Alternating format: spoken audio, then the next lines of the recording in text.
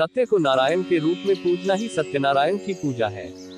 इसका दूसरा अर्थ ये है कि संसार में एकमात्र नारायण ही सत्य है, बाकी सब माया है। सत्य में ही सारा जगत समाया हुआ है। सत्य के सहारे ही शेष भगवान पृथ्वी को धारण करते हैं। श्री सत्यनारायण व्रत का वर्णन देवर्षि नारद जी के पूछने पर स्वयं भगवान विष्णु ने अपने मुख से किया है। भगवान श्री सत्यनारायण की व्रत कथा आस्थावान हिंदू धर्मावलंबियों के लिए जानी मानी कथा है। संपूर्ण भारत में इस कथा के प्रेमी अनगिनत संख्या में हैं, जो इस कथा और व्रत का नियमित पालन व पारायण करते हैं। श्री सत्यनारायण व्रत पूजन खास तौर पर पूर्णिमा और गुरुवार को भी किया जाता है। पौराणिक शास्त्रों और स्कंद पुराण के रेवाखंड में भगवान श्री सत्यनारायण की कथा का उल्लेख किया गया है। ये कथा सभी प्रकार के मनोरथ पूर्ण करने वाली अनेक दृष्टि से अपनी उपयोगिता सिद्ध करती है। ये कथा समाज के सभी वर्गों को सत्यव्रत की शिक्षा देती है। महत्व शास्त्रों के अनुसार सत्य को ईश्वर मानकर निष्ठा के साथ समाज के किसी भी वर्ग का व्यक्ति यदि इस व्रत व कथा का श्रवण करता है तो उसे इससे निश्चित ही मनोवांछित फल की प्राप्ति होती है। शास्त्रों में कहा गया है कि सत्यनारायण कथा कराने से हजारों साल तक किए गए यज्ञ के बराबर फल मिलता है। साथ ही सत्यनारायण कथा सुनने को भी सौभाग्य की बात माना गया है। आमतौर पर देखा जाता है किसी भी शुभ काम से पहले या मनोकामनाएं पूरी होने पर सत्यनारायण व्रत की कथा सुनी जाती है। व्रत पूजन विधि। सत्यनारायण पूजा विधि। सत्यनारायण व्रत पूर्णिमा के दिन करने का विशेष महत्व है, क्योंकि पूर्णिमा सत्यनारायण का प्रिय दिन है। इस दिन चंद्रमा पूर्ण कलाओं के साथ उदित होता है और पूर्ण चंद्र को अर्घ्य देने से व्यक्ति के जीवन में पूर्णता आती है। पूर्णिमा के चंद्रमा को जल से अर्घ्य देना चाहिए।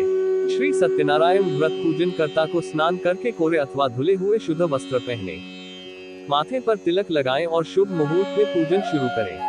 इस हेतु शुभ आसन पर पूर्व या उत्तर दिशा की ओर मुंह करके सत्यनारायण भगवान का पूजन करें। घर का वातावरण शुद्ध करके चौकी पर कलश रखकर भगवान श्री विष्णु की मूर्ति या सत्यनारायण की फोटो रखकर पूजन करें। इसके सत्यनारायण व्रत कथा का वाचन अथवा श्रवण करें। संध्या काल में किसी प्रकांड पंडित को बुलाकर सत्यनारायण की कथा श्रवण करवाना चाहिए। भगवान को भोग में चरणामृत, पान, तिल, मोली, रोली, कुमकुम, फल, फूल, पंचगव्य, सुपारी, धूर्वा आदि अर्पित करें। इससे सत्यनारायण देव प्रसन्न होते हैं। सत्यनारायण व्रत करने के लिए व्यक्ति को दिन भर उपवास रखना चाहिए।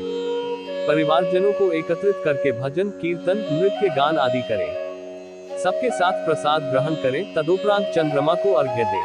यही सत्यनारायण भगवान की कृपा पाने का मृत्यु लोक में सरल उपाय है। मंत्र ओम श्री सत्यनारायणाय नमः का 108 बार जाप करें। पौराणिक कथा। श्री सत्यनारायण की व्रत की पौराणिक कथा के अनुसार चिरकाल में एक बार जब भगवान श्री हरि विष्णु क्षीर सागर में विश्राम कर रहे थे, उसी समय नारद जी वहां पधारे। नारद जी को देख भगवान श्री हरि विष्णु बोले, हे महर्षि, आपके आने का प्रयोजन क्या है?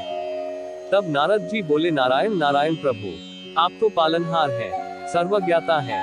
प्रभु, मुझे ऐसी कोई सरल और छोटा सा उपाय बताएं जिसे करने से पृथ्वीवासियों का कल्याण हो।